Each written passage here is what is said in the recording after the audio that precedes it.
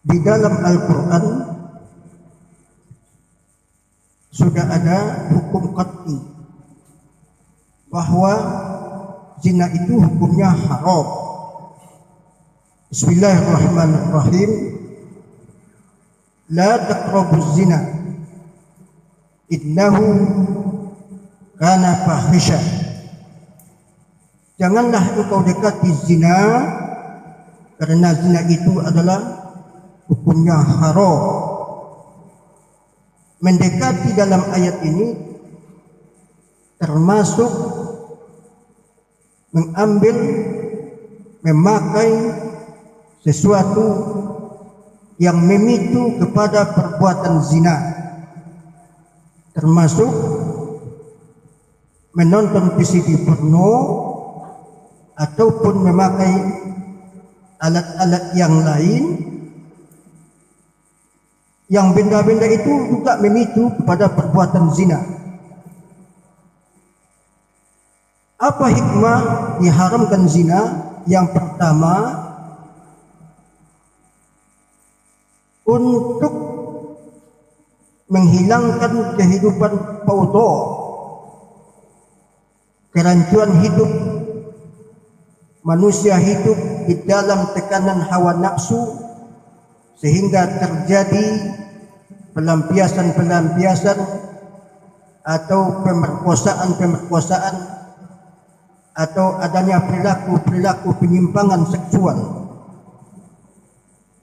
Maka oleh sebab demikian, agama melarang perbuatan zina agar tidak menimbulkan kerancuan hidup. Yang kedua, supaya adanya tanggung jawab seorang bapak kepada anak. Kalau seandainya zina itu dihalalkan, maka terjadi perzinahan di mana-mana sehingga sulit dikontrol dan sulit dikendalikan, dan hilangnya tanggung jawab kepada anak. Maka oleh sebab demikian, agama mengharamkan perilaku atau perbuatan zina, termasuk juga hal-hal yang mendukung atau yang bisa mengantarkan kepada perbuatan zina. Saudara-saudaraku, kemudian juga hikmah diharamkan perbuatan zina ini agar nasab keturunan anak itu jelas. Bin atau binti, siapa bapaknya, siapa ibunya, siapa anak, dan siapa orang tuanya. Kemudian hari ini ada produk-produk boneka seks atau dildo. Boneka seks digunakan oleh laki-laki untuk menyalurkan biologis atau kebutuhan seksualnya kepada boneka, dan produk ini, boneka seks ini dijual dengan harga yang mahal dan desain dengan bentuk atau wajah yang indah dan cantik, kemudian berbentuk kulit yang halus sehingga seakan-akan seperti manusia, dan juga memiliki kemaluan. Maka boneka ini disetubuhi. Bagaimana hukumnya menurut perspektif hukum agama? Pada bentuk yang lain juga ada dildo. Kalau tadi boneka seks dipakai laki-laki dan dildo dipakai oleh perempuan, sejenis benda berbentuk jenis kelamin laki-laki, dan juga itu dijual bebas, entahkah sudah sampai ke Indonesia, wallahu a'lam. Yang pasti produk-produk ini sudah mulai muncul di permukaan dan bukan mustahil sampai diimpor ke Indonesia. Bagaimana menggunakan benda-benda ini menurut perspektif hukum Islam? Al-Quran tidak menjelaskan secara rinci apa pengertian zina, karena ayat hanya menyebutkan dawabit atau hukum universal, tidak menjelaskan pengertian zina. Maka oleh sebab demikian jasa ulama memberikan nazariyah fikih, teoritis fikih. Teoritis fikih itu pertama memberikan batasan atau tasmiyah, nama, ataupun dikenal dengan takrif apa itu zina, apa itu solat dan yang lain-lainnya. Kemudian yang kedua, dalam bentuk pelaksanaannya, dalam konteks yang lain disebut dengan rukun dan syarat. Maka apa bentuk rangka sehingga terjadi yang disebut dengan zina itu? Kemudian yang ketiga, hal-hal yang terkait dengan hal itu. Maka ulama membuat nazariya fikih atau teoritis fikih.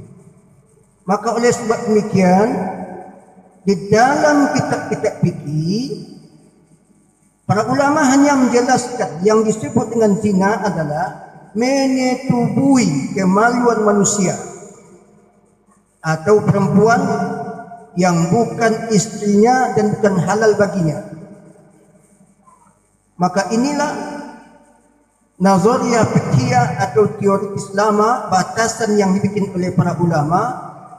Karena seketika DP ini dibikin, seketika itu boneka-boneka seks ini belum ada. Maka pada hari ini ada terjadi pergeseran dan memungkinkan zina itu sudah berbentuk pola yang lain. Maka oleh sebab demikian, secara hukum universal bahwa zina yang diungkapkan oleh ayat maupun yang dipahami oleh ulama secara umum mempergunakan alat vital atau alat kelamin pada objek atau benda yang tidak dihalalkan secara syar'i, secara hukum agama. Maka oleh sebab demikian, bagaimana hukumnya boneka seks ini dipakai dalam pelampiasan hawa nafsu? Maka bisa dikatakan bahwa menggunakan boneka-boneka seks dan sejenisnya, baik digunakan oleh laki-laki maupun digunakan oleh perempuan,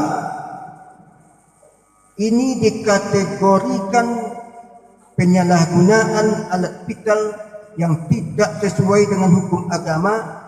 Maka dikatakan zina yang berlaku hukum had atau hukum rajam dan cambuk bila itu dipergunakan oleh seseorang yang berlaku di negara Islam.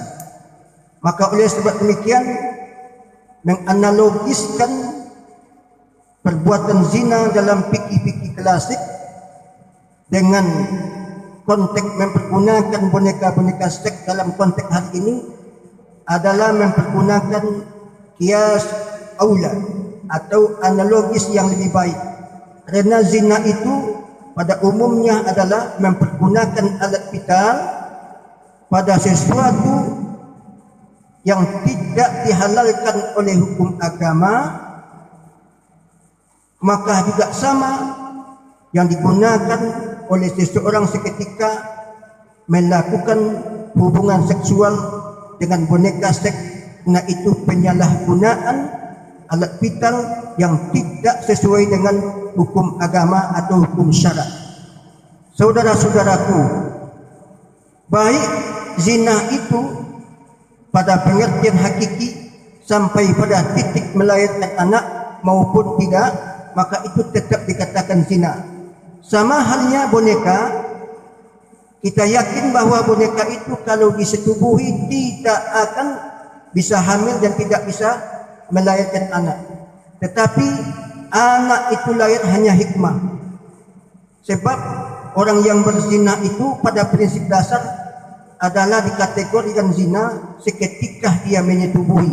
Maka orang menyetubuhi boneka-boneka seks atau mempergunakan alat-alat benda yang terkait dengan penyaluran hubungan seksual atau mempergunakan alat vital yang tak sesuai dengan hukum agama, maka itu tetap dikatakan zina. Maka boleh diberlakukan hukum had.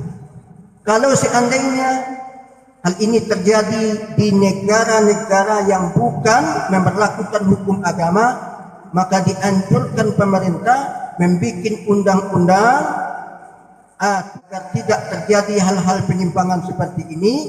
Maka pemerintah dihancurkan membuat undang-undang takzir apakah itu di penjara maupun dengan sejenisnya.